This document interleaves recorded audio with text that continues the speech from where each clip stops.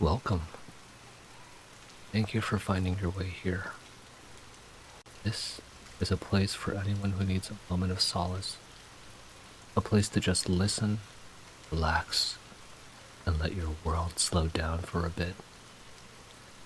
Settle in with me as we continue our journey through Pale Light's Book 1, Lost Things, by ErraticErrata. Chapter 9. They'd not left the campsite for half an hour, or it got worse. We agreed to pool our men together, Ferranda, Augusto Cerdan shouted. You would go back on your word? I gave no word, Lady Ferranda Villager evenly replied. And go back on nothing. If you assumed, Cerdan, that is on your head alone. The eldest of the Cerdan brothers was the one barking the loudest. He was not the one Angharad was wary of. Twice now, Riemann had tried to catch Cosme of Floor's eye, to give him a silent order, and only the retainer's obstinate pretense he had not noticed he was preventing that disaster in the making. Isabel had retreated behind her maids, wisely so, but the rest of the infant zones were at each other's throats. Lady Ferranda and her hired huntsman, Sanale, standing on one side, their Cerdans and their retainers on the other. The Cerdan valet, Gascon, had pulled a pistol out of his blue and red livery, and his impressive mustache bristled with his master's anger. Lord Augusto had not drawn his sword, all the red flush of his face, but his younger brother's left hand was kept under his cloak. To Angharad's eye, the stance spoke of his holding either a pistol or a knife. Master Cosme, the real fighter of the lot, had pointedly refrained from reaching for a weapon. A Lady Ferranda still kept a hand on the grip of the slender sword at her hip. She must be feeling the weight of the numbers arrayed against her. Turn on us now and we will remember it, Villager, Riemann sneered. It is all of your house that will feel the displeasure of the Cerdan. Angharad's teeth clenched. That, she thought, was a step too far. By the open disgust on Song's face and the blankness on Brun's, she was not the only one to think as much. Lady Ferranda's eyes went cold. Watch your tongue, you viperous brat, she said. If you threaten my kin again, I swear, by the manes, there will be blood. Riemann smiled, triumph in his eyes. See? I told you she was against us, the Cerdan announced to all. All we know, she was the one who killed that Tianshi peasant. What if she comes back to attack us in the night? We can't afford to let her loose. Angharad had been reluctant to step in, for the affairs of the infant zones were theirs to settle.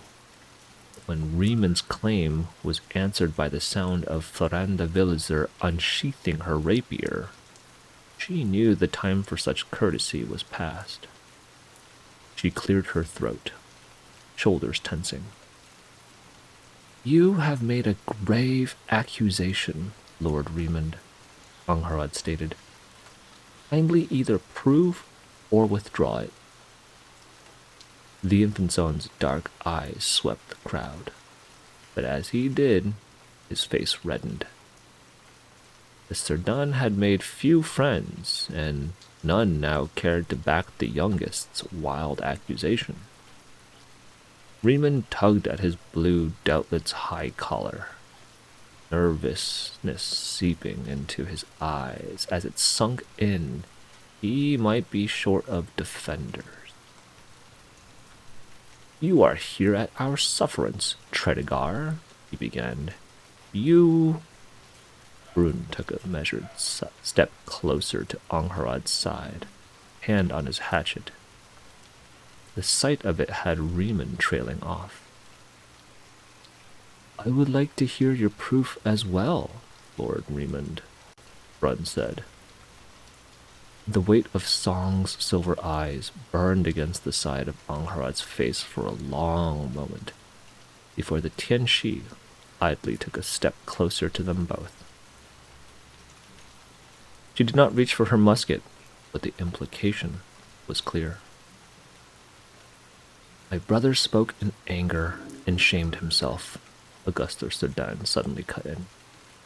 He never meant to impugn Lady Ferenda's reputation. Riemann's face twisted in fury, as much turned on his now smiling brother as Angharad herself.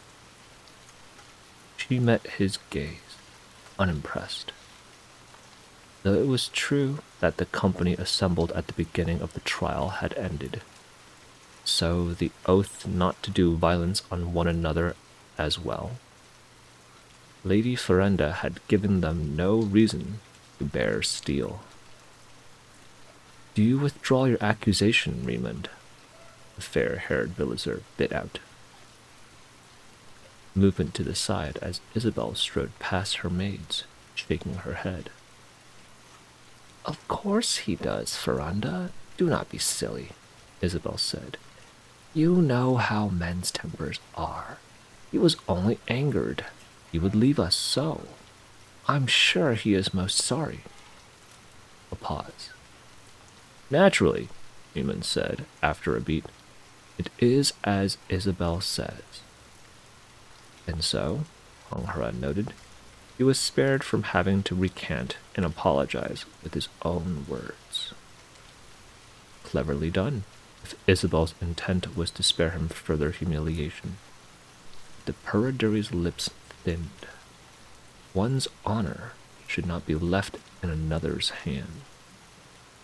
The ploy reminded her all too much of the tales mother had told her of the High Queen's court, of courtiers confessing to the misdeeds of their Isiduna patrons, so that those hallowed personages' honor would not be stained.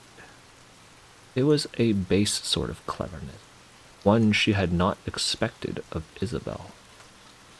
She is only trying to keep the peace, Angharad decided. That is a laudable thing. Then we have nothing else to say to each other, Lady Ferenda stiffly replied, sheathing her blade. It is best we part ways swiftly. If you prefer, Augusto Cerdan shrugged. A shame Riemann's manners were so poor as to drive you away. Angharad's jaw clenched. Was there anything in all of Vesper that would have the brothers cease pricking one another? Ferenda bid curt goodbyes to her fellow infantzones, even to Isabel, and ignored their attendants entirely. She grew warmer only when coming over toward the others, kindly bidding farewell to Song and Brun before turning to Angharad herself. Your help was most appreciated, my lady, Ferenda said, laying a hand on her heart and bowing slightly. Angharad was not familiar with the gesture, but mimicked it easily enough. It was nothing, he replied. It was not, Ferenda firmly said. I will not forget it. Hope we may meet again come the trial of ruins and share a road for a time. I look forward to it, Angharad said, meaning every word, but cocked her head to the side. I mean no slight, but are you quite certain you two should set out alone? I have long prepared for these trials, my lady, the other woman said. Believe me when I say I am certain indeed. Then I will not wish you luck, you ill need, Angharad smiled, but may the gods' blessing go with you. Ferenda looked startled.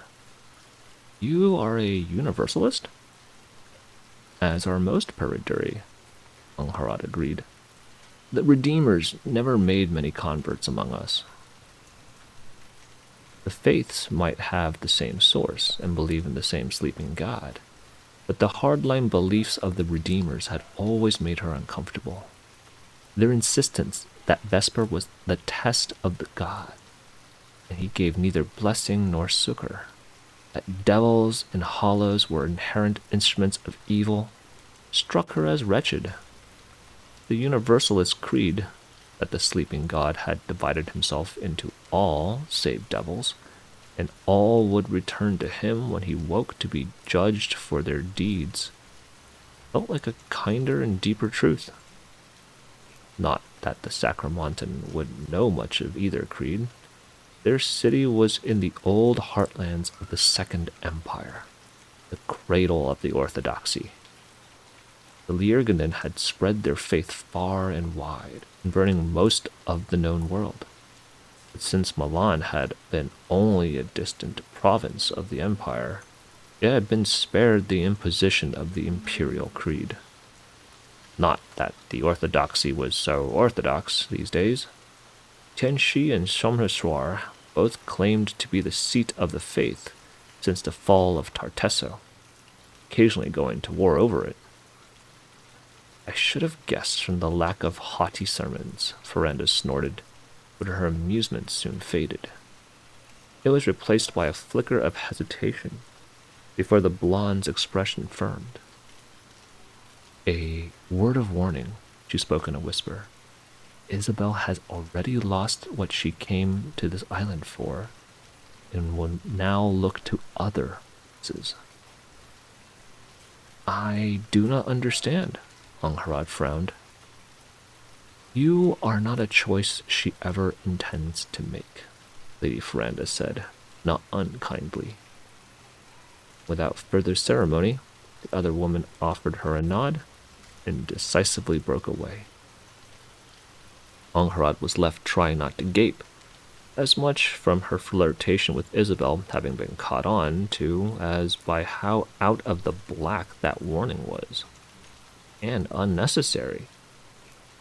She hardly expected marriage out of a liaison that had yet to even begin, and had not even found it in her to daydream of being joined in the watch by the lovely Invenzona. Isabel did not seem well suited to such a life. No, their affair, should it bloom, would end with the trials and remain only a fond memory. It was kind of Lady Ferranda to try to protect her feelings, which she had no undue expectations to be wounded by. Angharad was still wrestling with the suddenness of it all when Song and Brun joined her. A very polite woman, Brun said, glancing at the departing pair. She sounded approving. Lady Ferranda and her hired man were heading east, Angharad saw, towards the roads that supposedly led all the way to the mountains and the second trial awaiting within them. The Trial of Ruins, it was called. The Serdans had several times implied it was some sort of maze. And clever, Song mused. She waited until everyone else was gone to part ways with us. Angharad glanced at her. You believe she wants others to think she is still with our group, she slowly said. A lone pair would be vulnerable, Song said, but less so if no one knows they went off on their own. Vulnerable to who? Angharad could have asked, but she knew the answer. She simply did not want to consider it. Then you suspect, as she must, that the murderer did not act alone, he murmured. That there are those among us who would hunt other trial takers. I suspect the same, Brun frankly said. And while I have no proof, it occurs to me that Tupac Sequel was pleased our great company parted ways on such poor terms. He also went hard after that man Tristan, Song noted. Not without grounds, but it did feed the fires just when they were beginning to cool. Angharad grimaced. She was not unaware she had acted poorly there, also casting the blame on the apprentice physician. It was only sensible that when an oath-breaking killing was had, one should look at where honor had proved loosest. But she could admit to herself that was not the sole reason she'd spoken. It had been so deeply embarrassing to find to find the man she'd thought a kind soul standing over a beaten woman with a debt collector's weapon in hand. It felt like he had taken advantage of her back on the ship, and wounded pride had moved her lips. Her father had always admonished her over lessons of law, saying that justice could spring only from clear mind, cold heart. Would that she had listened to him, instead of laughing that she would find a wife to run Lanu Hall's estate for her just as mother had found a husband. She could not quite shake the Sacramontan's sharp retort. You are attempting to do me violence right now, he had said. Had he been wrong? Angharad had not bared a blade, but an accusation for the others was almost as dangerous. It gnawed at her that while respecting the letter of her oath, she might well have violated the spirit. And for wounded pride, all things. She had felt guilty enough to accept when Isabel brought up the notion of keeping the physician in the fold. I added to the flames myself, Angharad admitted. It was ill done, and I do not know if I owe him apology, but there should be some redress. Another debt to Mark, one of the many she seemed to be accruing these days. Like a drunken vagrant, she racked up accounts wherever she drifted to. What she would not give to be home again, where it had all made sense. Her life had been a well-lit road ahead of her, instead of this darkened trail she was now stumbling down. I would not say he's earned so much, Song said, but that is your decision to make. Angharad sighed, forcing herself to set aside the pointless thoughts.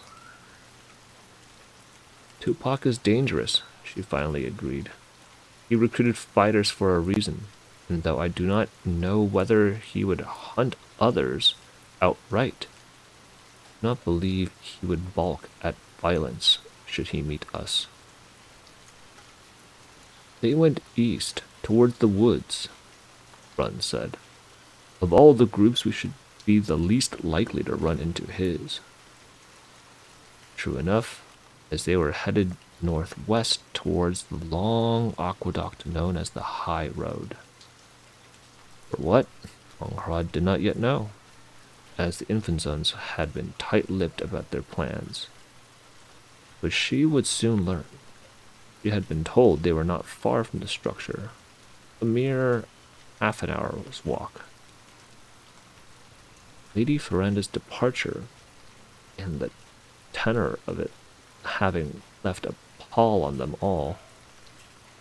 At first, the mood was grim when they set out on their journey again. Angharad took the vanguard with Cosme afloor once more, leaving the back to Song and Gascon. Run, she saw with a thread of amusement, was chatting with Isabel's red-headed maid again. They seemed quite charmed by one another. Isabel stood herself between the sedans, a pleasant smile on her face as the three conversed. Angharad could only wonder how genuine it might be, given how much more sharply the brothers had begun sniping at each other since the beginning of the trial. She kept her eyes ahead, however, looking for threats as the light of the great lantern Cosme carried swept the grounds before them. Her companions at the front was not one for silences. It was not long before he spoke up. Shame how it turned out in camp, Cosme idly said. We could have used them. It does feel like our company's ranks have grown thin, she said. I regret my hand in that. Cosme snorted. Don't think it's a reproach, Lady Tredegar, the older man said. I'm not sure that Tristan boy cut the other rat's throat, but he was a little too slick for my tastes. Always up to something. I won't mourn leaving him behind. The graying retainer sighed. Young now? That was a loss, he said. Wish I knew what made him leave. He was a skilled marksman, Angharad slowly agreed. But why such esteem? You are a fair shot yourself. You know that knot he had on top of his head? Cosme said, gesturing towards the back of his own. Angharad nodded. It's the way men from Kaishin do their hair when they go soldiering, he said. I've worked with some of them before, and they're hard men, some of the finest in Vesper. Angharad's lesson on Tiansha had involved learning the 10 republics by rote. It took her a moment to place which one Kaishin was. The city is near the borders with Iskali and Someshwar, she said. I was taught there is hardly a season there without skirmishing. More than skirmishes, sometimes, Cosme told her. About 20 years ago, Raj of Kurin decided he wanted to claim a slice of the lowlands, so Kaishin mustered militia and mercenaries to turn him back. Only it turned into a rough stalemate. So a pack of sunflower lords led war bands over the border to attack both under banner of flower war. That sounds, Angharad began, looking for the right word. Messy. It was that, Cosme grunted. Bloody all hell too, and it took most a decade before the bleeding stopped. Kaishin won? She asked. The Kurin troops shelled an old temple trying to push out the Iskali. Only they broke something they shouldn't have. And a horde of old gods came howling out, he said. They started killing everything, so the watch stepped in, told everyone to go home till they cleaned up the mess. It was for good reason that the Black Cloaks were given the authority to force temporary truces under the Iscariot Accords, Angharad thought. Not even the most bloodthirsty of the Sunflower Lords wanted the devastation of the succession wars to come again.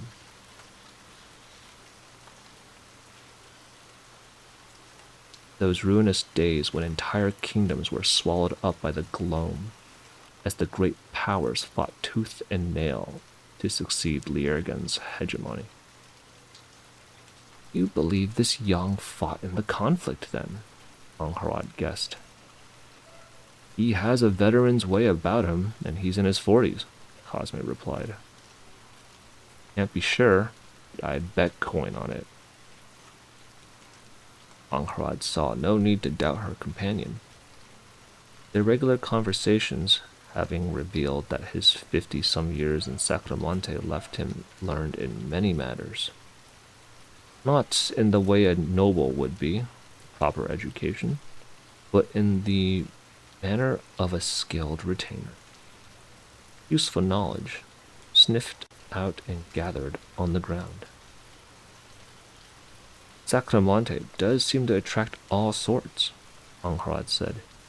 You met these Kaishin soldiers in the service of House Sardan, I take it.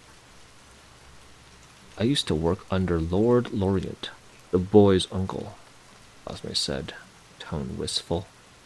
He shook his head.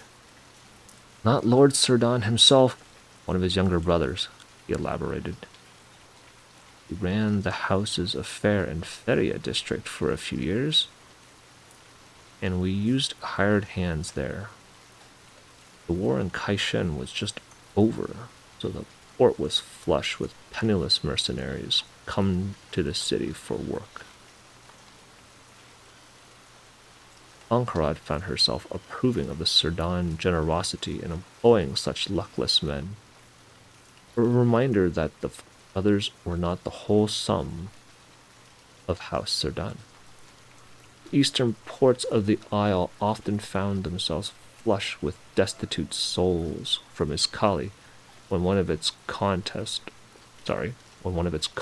wars went badly for a sunflower lord. But Milan did not treat the exiles as kindly. Most of them ended up press-ganged into the High Queen's navy or used as labor for the great shipyards. The two of them kept up lively talk throughout the walk, the noblewoman finding Master Cosme to be as pleasant company as ever. It was obvious the older man missed his days spent serving Lord Lorient, and was hoping to return to the man's service after the trials. Why he was no longer under Lorient Serdan was something Cosme remained vague about. Ankharad suspected he had made a blunder of some kind. Joining the trials to protect the Serdan brothers must have been his way of expiating the mistake, a worthy redress. Honor was not the sole province of the nobles, Ankharad reminded herself. Finding the high road proved easy enough near the end, where the structure loomed tall above the plains, at least 30 feet tall. The aqueduct was a long stretch of arches going into the distance. First through plains, likely even through the distant woods beyond them. Perhaps, Ankharad thought, all the way to the mountains. Stone was weather-worn and smooth. She saw as she approached, and though there was no trace of where it once would have carried water to rain, still gather atop it at the foot of where the arches began.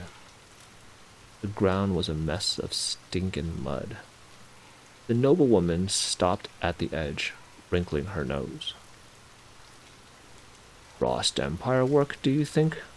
Run asked, coming to stand by her side. She had not heard him approach. How lightly the Sacramontans stepped sometimes. It looks old enough, Ankharad agreed. Not all remains of the First Empire were wondrous machinery. The antediluvians had left great works of stone as well. Fortresses and cities, and stranger things. Towers hidden beneath lakes. Palaces balancing atop cliffs, and even bridges that crossed half a sea. Many had aged poorly, shattered by war or the ravages of time as era passed. First, the old night, reigning for devils only knew how long, then morn's arrival, announcing their fall when the last of the old devil took refuge in the depths of Vesper. It had been centuries from then to the Second Empire, and longer still to this day. Their curiosity was ended by Isabel sweetly calling for all to gather, the infant sons finally ready to reveal their plan. Only between the Serdan brothers and Isabel, we found that Song was standing, unveiling a scroll under the lantern light held up by Gascon. All gathered close, and Ankharad sucked in a breath at the sight of what the Tianxi revealed. A map.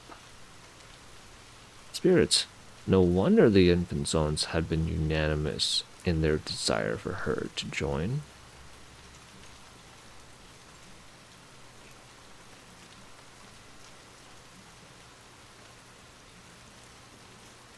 Angharad had wondered at such unusual unity. Hungry for a better grasp of their situation, the Puraduri leaned close. Though it was rough work, nothing at all like Malani sea charts, the outline of the dominion of lost things was clear. They had landed at the southern end of the island, at a place named Lodoso Dock, and followed the road north. Passing through nameless woods, they were now on a plain that reached the shore on the western side, but led into further forest to the north and east. The forest to the north was cut by a great river across which there were two bridges, and further beyond stood the mountains and a fort marked as the Trial of Ruins. Some of you might be wondering why it is that we have led you to the high road, Lord Augusto addressed everyone. Now, the time to have your answers.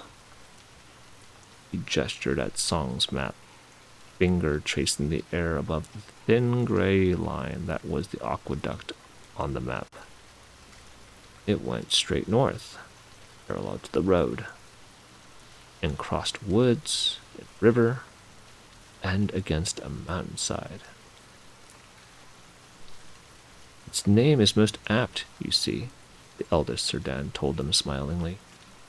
We will climb the aqueduct and use it a high road across half the island, bringing us mere hours away from the Trial of Ruins without ever being at risk.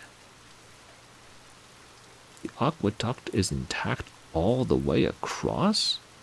Brun asked, skeptical. The doubt earned.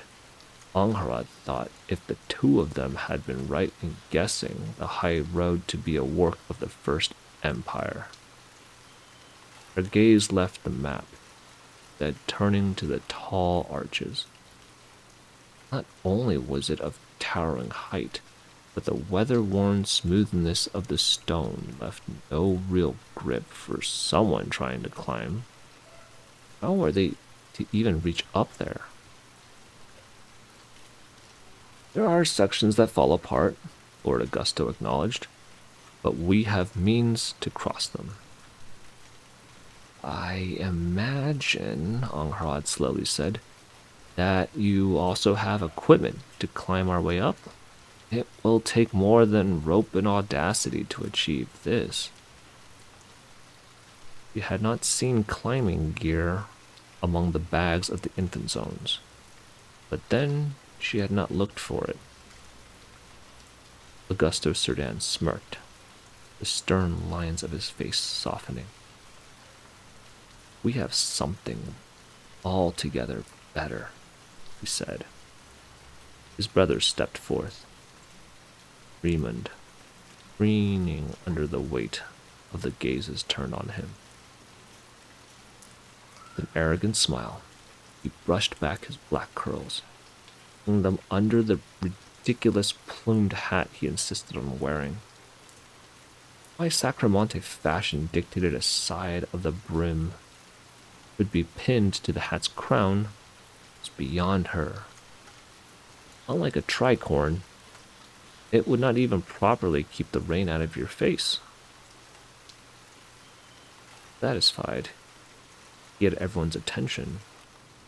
Raymond Serdan breathed out and began tracing thin air with his finger. For a startled moment, Angharad thought he might be using a sign, but the infant zone instead left a trail of thick light. Tracked, he thought. The youngest Serdan finished with a flourish of the wrist, having traced a small circle of light whose whole faced the sky. Before anyone could think to ask as to the usefulness of such device, Raymond dramatically took off his hat, hung it on the light as if it were a hook. Both hat and light remained hanging in midair, so the amazement of several gathered around. I will be making us stairs all the way to the summit, Lord Riemann announced. My power can support weight enough for a grown man and bags when properly focused. That is impressive, Angharad freely admitted. It is not a power without flaws, Lord Augusto was quick to reveal.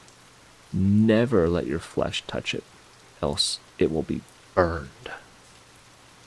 The younger brother turned a hard gaze on him, visibly furious. Do not be miffed, Riemann, Isabel said, patting his arm. We agreed to tell our companions as much, yes? No one wants an accident. It was mine to reveal, the youngest Serdan insisted, but the edge of his anger was gone. He sighed, snatching his hat back a heartbeat before the solid light snuffed itself out. Angharad studied him carefully, looking for a price, but visibly finding none. Was his pact like hers then, bound to a single great oath-sworn act? She had not studied the lore of spirits in depth as a girl, but she remembered only old and powerful ones were capable of such things. The Fisher was one such, ancient as stony shores of Peredur, and powerful enough a spirit to have formed a body. But that was not so rare a thing. Sacramante, for all its waning splendor, was host to some great spirits of the Second Empire. The, Mains, she thought to be called. It will take us no more than 4 days to make it to the Trial of Ruins, keeping to a reasonable pace, Thong announced, carefully rolling up her map.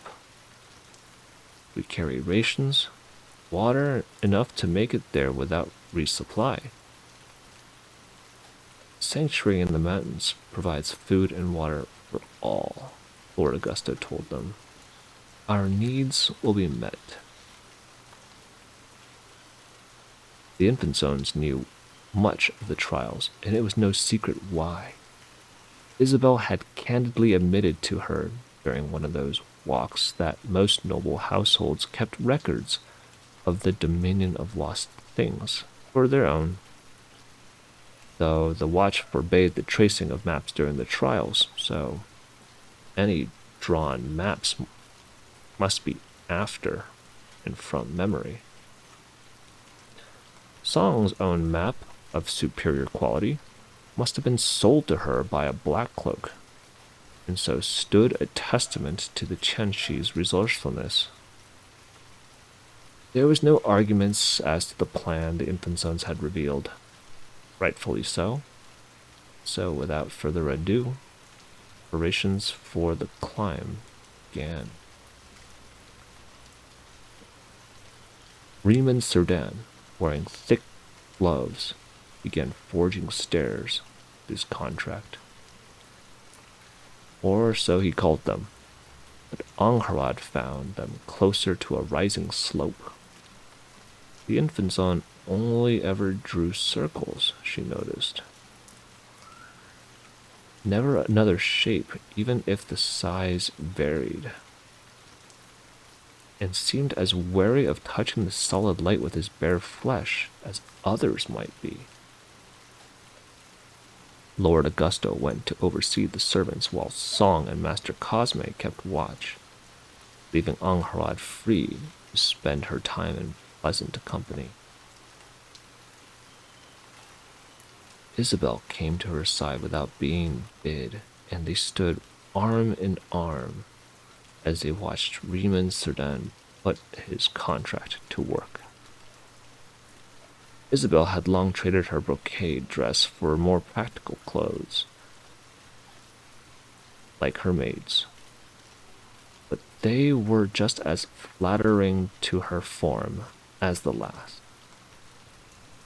A long jacket over a blouse and a yellow sateen bodice led into matching breeches and hose, the ensemble secured at the waist by a broad belt, while below the hose disappeared into knee-high boots. Having eschewed jewels, the infant Sona had instead added a touch of panache through a wide-brimmed felt hat, angled roguishly. Angharad's eyes lingered on the delicate embroidered bodice and the slender waist it encircled so lovingly. Is my bodice so interesting? Lady Tredegar felt teased. I could be looking at your pistol, Lady Ruesta, she easily replied, smirking back. It was a small, pearl-encrusted piece tucked into her belt, lacquered so heavily that there was no telling what the wood beneath might be. Would be disappointing, Isabel said. I might have picked it thinking of you. It was an effort not to cough in embarrassment, but Angharad was not a girl. She had played this game before. Being smitten would only keep her on the back foot for so long. You should have sent for me then, she lightly replied. Should it not be my duty to help you put it on? Isabel's green eyes glittered with amusement, but small fingers pinched Angharad's side through her coat. Old, the infant Zona half-heartedly chided. If that is your request, Angharad drawled back, I will endeavor to deliver. Isabel's lips quirked. I had thought to offer you a walk with me tonight, she said, but I begin to think I would be courting danger. Angharad met her eye, offering a roguish smile. Somehow, I don't think you'd mind a taste of danger. Isabel's cheeks pinkened, eyes widening, and she shyly looked away. It had been so very worth it to learn that smile after Thalente Cindy used it to get her into bed. Angharad mused, not for the first time either. Father had once caught her practicing it in the mirror, which had been mortifying, but not as much as the way he'd then given her advice about perfecting it. Surprisingly, good advice too, which had led her to suspect Mother might not have been as much the pursuer in that courtship she's always claimed. Sudden realization that she would never speak with her father, that never again would she see Mother kiss his neck in affection. They talked of this and that. It hurt her like a shot in the belly. She swallowed thickly, Isabel turning to shoot her a concerned glance at the sound. Angharad forced calm upon herself, setting aside the grief. She could not let the past catch up to her, lest it swallow her whole. Forward, ever forward, until she took her revenge, and at last she could allow herself to weep. Are you quite all right? Isabel softly asked. I miss my home, Angharad finally replied, keeping to a truth exact. It would be difficult to return. Isabel found her hand and squeezed it comfortingly. Difficulty does not last forever, the infant Zona said. Then her voice became cadenced. All things come and go. All that was will be. Closed circle is without end. Orthodoxy words, but kind ones.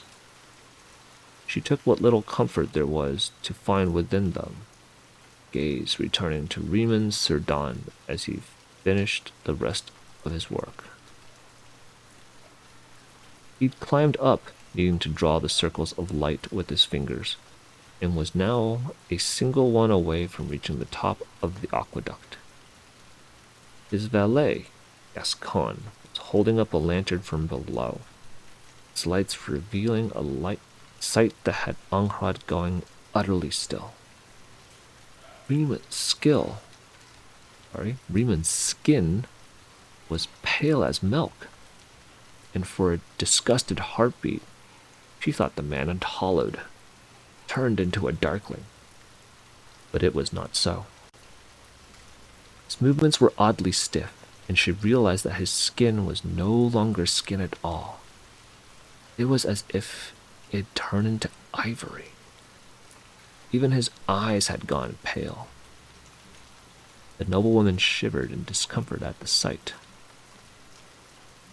"It is not pretty," Isabel quietly agreed. "Pillar of rectitude has twisted tastes for all that his bones are powerful." "Is he a Maine?" Angharad asked in a whisper. Isabel chuckled. "Oh, nothing so impressive," the dark-haired beauty replied. "He is a temple god, though, revered enough to have his built in the old Alcazar. It was a coup for Raymond to attract his attention." The work now finished, said Sirdan climbed atop the high road and disappeared into the dark, perhaps hoping he had not been seen.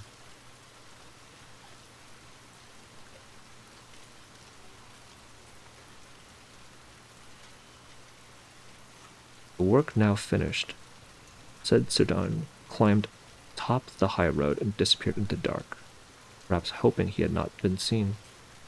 His older brother directed the servants to begin bringing up the bags. Gascon and the Ruesta handmaids taking turns to bring up clothes. They covered their hands with washcloths to avoid being burned.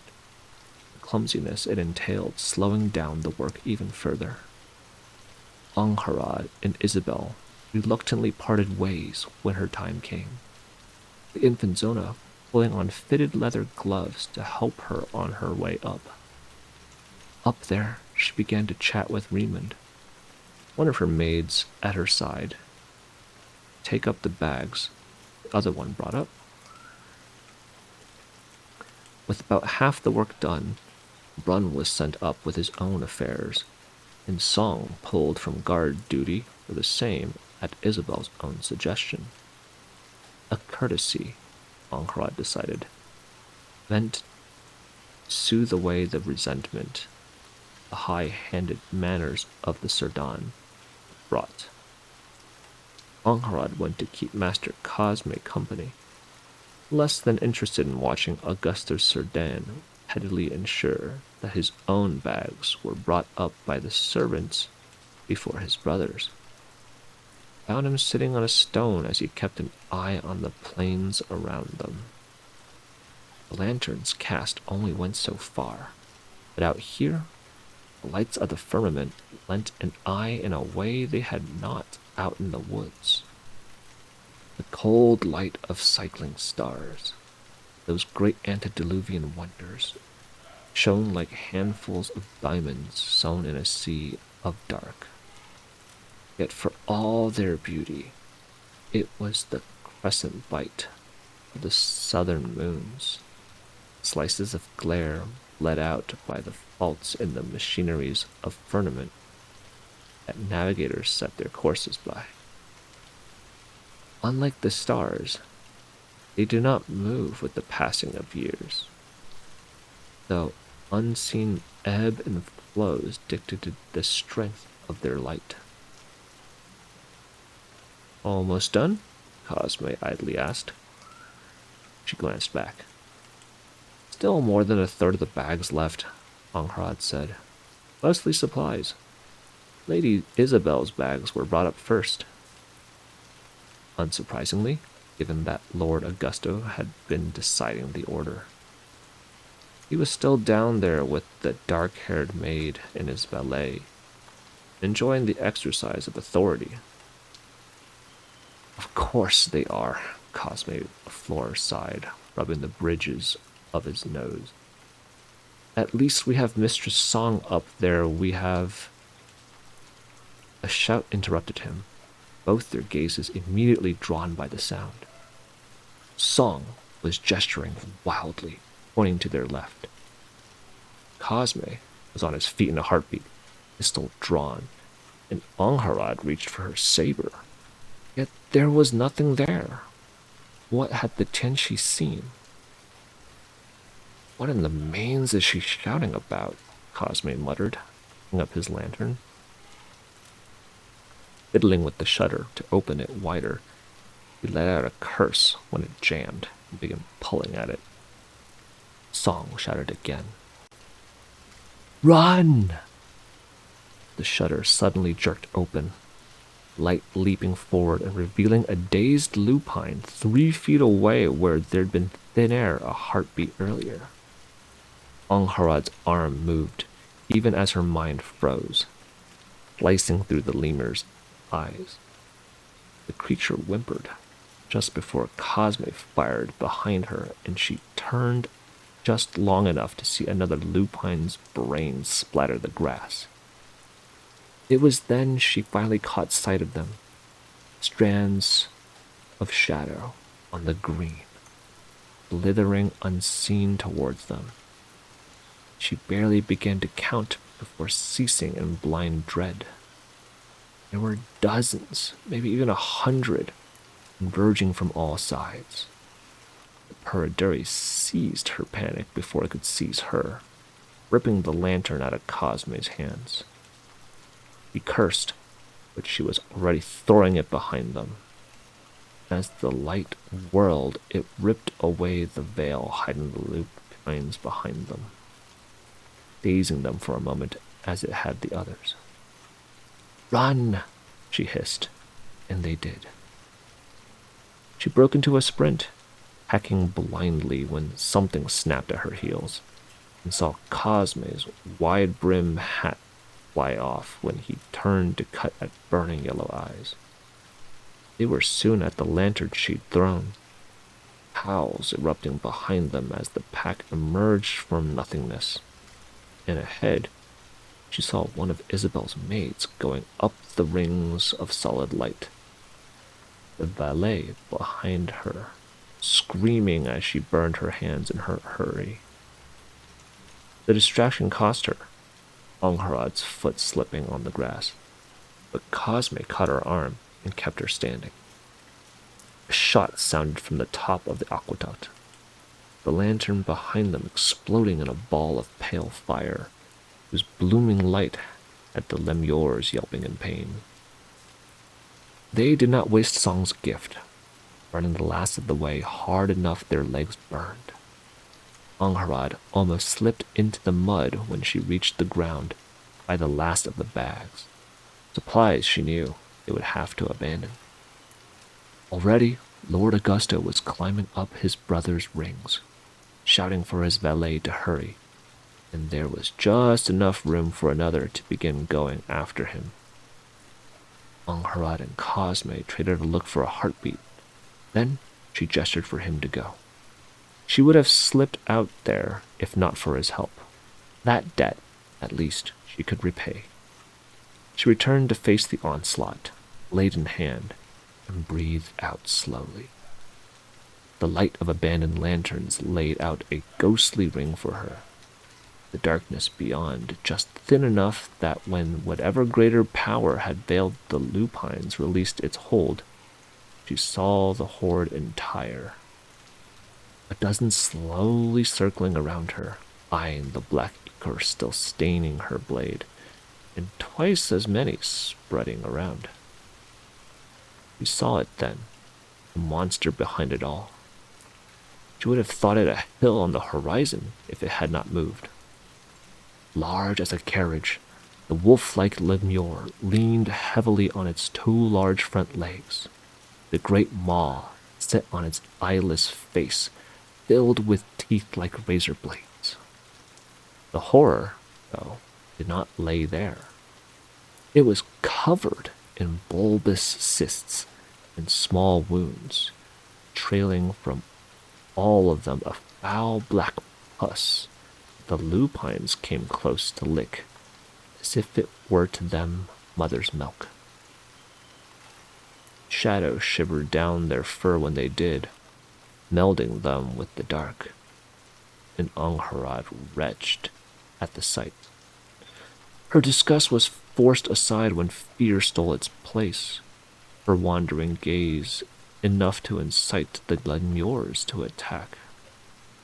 The yellow-eyed monsters charged a dozen all at once, bone stingers rattling up a storm as they ran. Shots rang from above, drowning two, while the other balls missed. Angharad kept her eyes on the enemy. Going still, she glimpsed ahead. It leapt up, tearing at her throat as another hamstrung her, and the rest barreled into her corpse.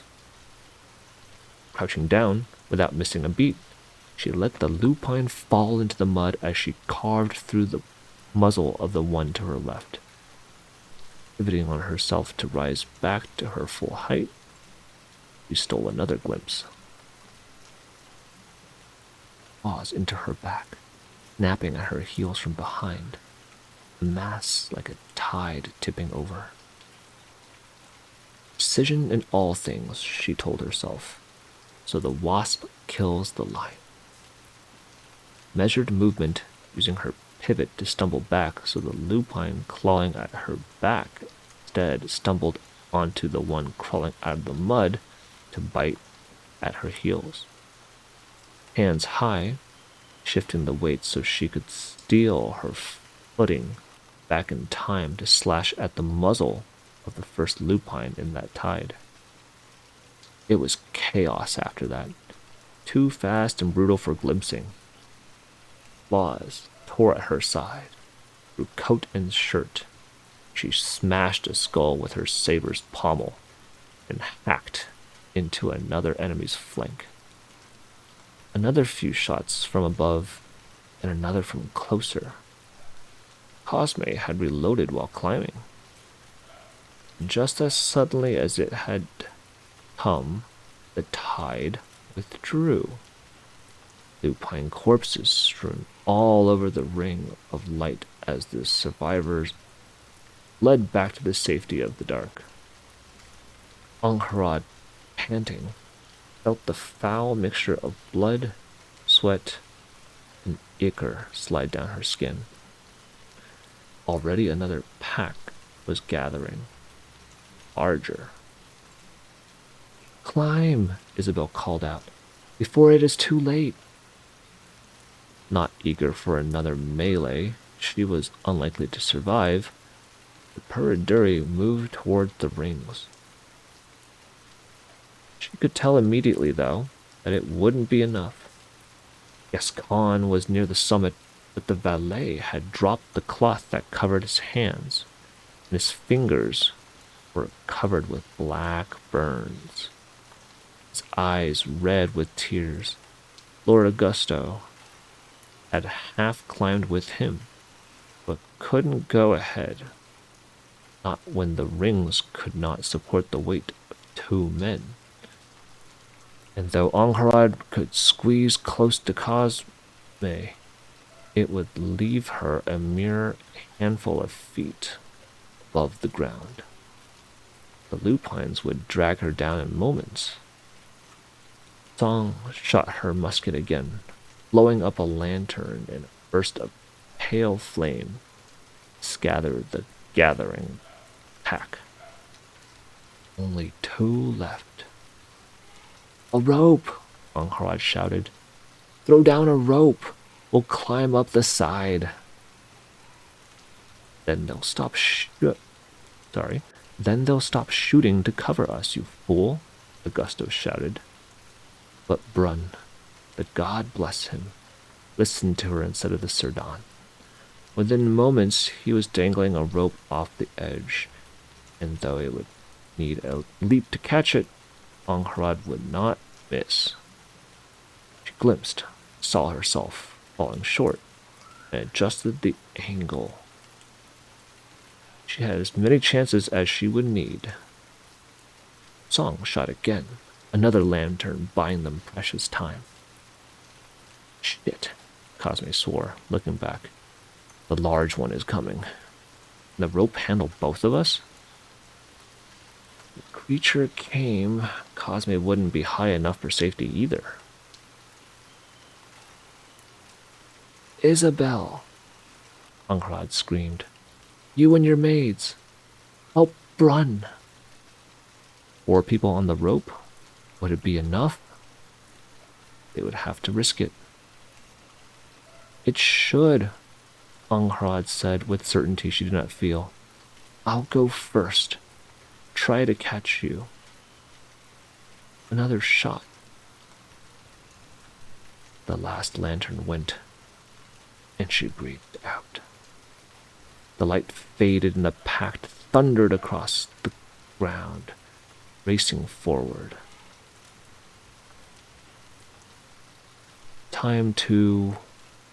There was a scream above, and Anhrad's breath caught as she watched Augusto Cerdan twist the knife he had rammed into his valet's back. Throwing the weeping older man down. With a shout of triumph, the infant zone climbed up to safety, Cosme close behind. Anhrad looked back for a heartbeat, seeing a lupine's jaw close around Gascon's face, and felt something well up in her. She followed behind Cosme, the ring of lights winking out behind her, and though one of the lemures leapt up just in time to almost catch her boot, she got away in time. You even tried to reach her, the pack falling on Gascon like ravenous hounds and tearing him apart. Taking Song's hand and letting herself be pulled up atop the aqueduct, Anhrad let out a shaky breath. But she was not done. Not yet. She wiped her blade clean on the side of her trousers and sheathed it, then turned her eyes on the knot of worried-looking infant zones. Even as the pack howled beneath them, prowling at the feet of the archers like hungry dogs, Anhrad strode forward. Cosme caught the look on her face and moved in her way, but she sidestepped him, struck as hard as she could. Her palm caught Augusto Cerdan on the cheek. Hard enough he fell to the ground. She heard the cock of a pistol being pointed at her back, but ignored him as everyone began to shout, unsheathing her saber. As fury and fear warred over the eldest Cerdan's face, she tossed the empty scabbard at his feet. Have you gone mad? He began.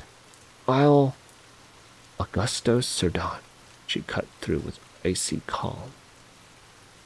I name you a disgrace in the eyes of all who see, a coward without honor.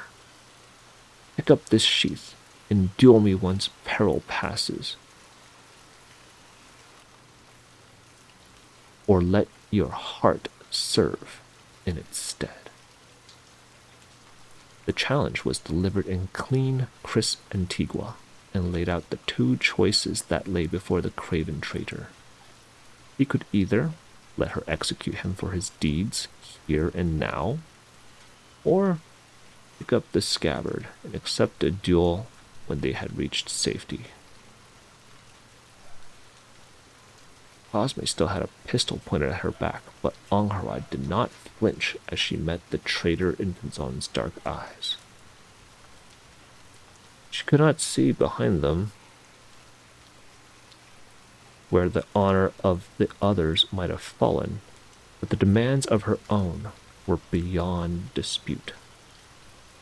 A long moment passed, all their lives resting on the sleeping god's breath, as the lupines howled all around, until finally Augusto Cerdan moved. He picked up the sheath, and the slower of his 2 deaths with it. And with that, we're going to leave the journey there for now. I hope you found a moment of solace. Thank you for being here. Take care. Until next time.